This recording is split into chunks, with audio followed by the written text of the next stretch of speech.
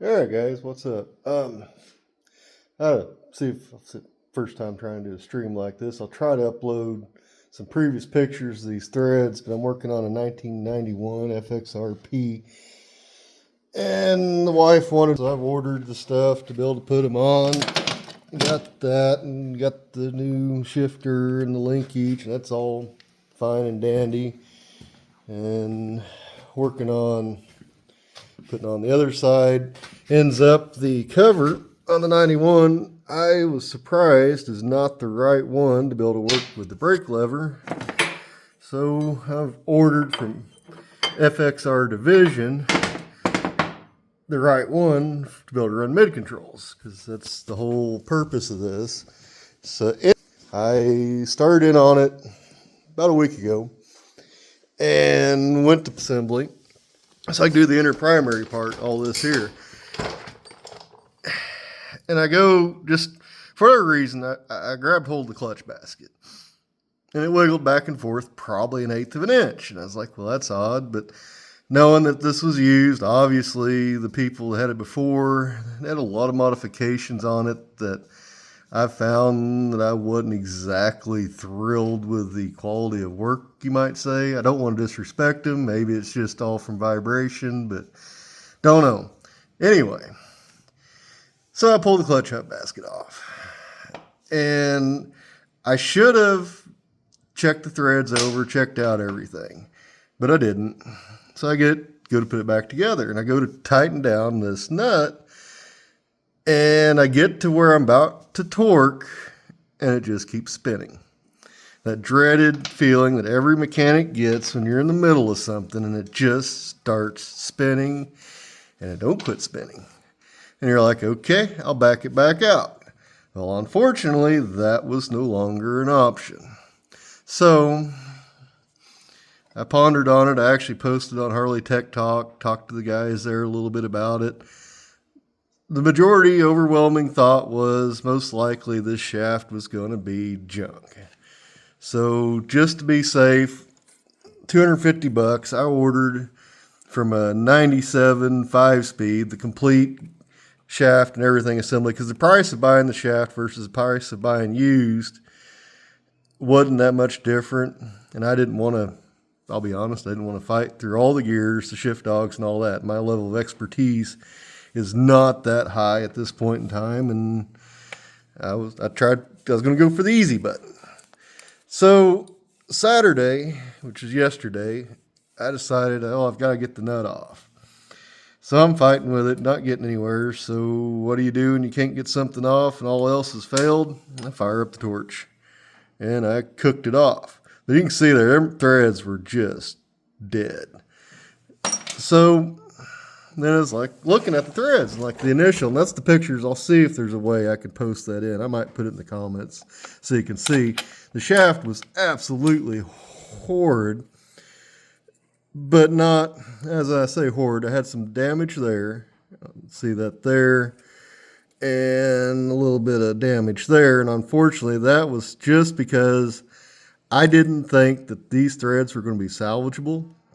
So I'd heated up that nut, got my cuts through it, got out the air hammer and chisel, and I brute forced it out. I was like, shaft's going to be junk anyway. Why, pussyfoot around? Let's just get it off and get it out of the way. Well, that's why. You never know. They might actually be. And so then researching it further, and that's maybe so the next guy don't make the mistake I make, these nuts are a softer metal than these shafts. So that's why the shaft threads, all in all, for what it was worth, were not absolute junk. So I spent some time with a wire brush cleaning on it. I've got a thread file, and I worked on that. It's an 18 thread, 3/4 inch. But anyway, I sat and worked with that. Well, my cousin, who is a professional mechanic, he doesn't do Harley mechanic work. He's big equipment, cranes, dozers, that kind of stuff. And I'm like, well, I know he's got a subscription to Snap-on. So I'm like, bro, here's my situation. Do you have a thread chaser that would work? Because this is a left-hand thread. Nothing I could find online readily available, like your standard rethread options. I mean, I know there's stuff out there. I just hadn't been able to find it. And he's like, dude, so the Snap-on guy came out. He told me about this set. He said it works just well. And so what it is a set of cutting teeth here that you can clamp it down on there and you roll it through, and you roll this through and you can clean up them threads. So I spent time. It's got a small one that goes up to 3/4 inch. You got a bigger one that starts at 3/4 and goes up from there. I spent like, I don't know, what's it been here? About 2 hours. 2 hours working, just trying to get them up good and clean. And so now, to the point that we can sit there, and I can do this one-handed, left-handed, which I'm not that talented. Let's see here. It can, I swear I'm not making it up. This thing does actually spin. Let's see here. There we go. We now finger spin all the way in. The other thing I'll say, because I don't believe in having just one of anything, I got 2 of these. So I got one from JP Cycle, and I got one from the actual dealership. So I got a black one and this, I don't know what you call it, chrome, silver, whatever. And so that's between the 2 of them. I used the black one after I did all the thread cleaning and just went back and forth with it really slow. You know, it'd go in a little, back out a little, in a little, back out. Hit it WD-40, wire brush it, clean it. And then I saved the good one here for very last, because this is the one that I'm all said and done, I'm going to torque down the clutch basket with.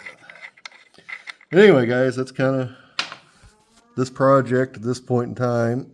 We'll see where we go. I'm going to start putting it back together. There's a little bit of gouging, and I feel like, and I'm going to double check the manual on this, but I question, there's a washer here, but I don't think they had it there. But I want to make sure that's the position, because I don't feel like that clutch basket should have been walking into that. Otherwise, it won't get done today. I'll get the primary side. I should be able to get that buttoned up, done, everything complete there. And with the USPS being what it is, my transmission cover is stuck in the Kansas City distribution center.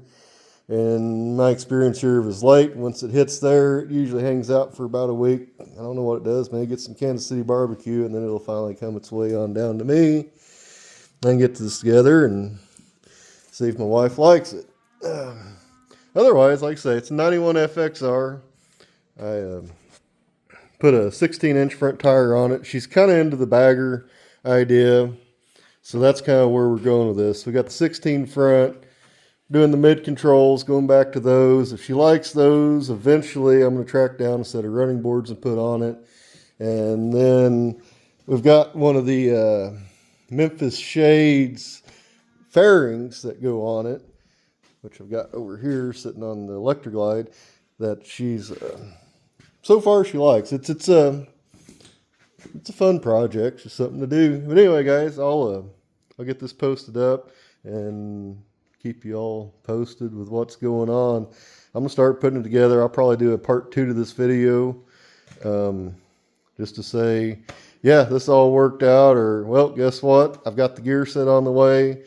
I spent all this time and tried, but it's coming apart. We're putting the gear set in. Here's to hoping. Later, y'all.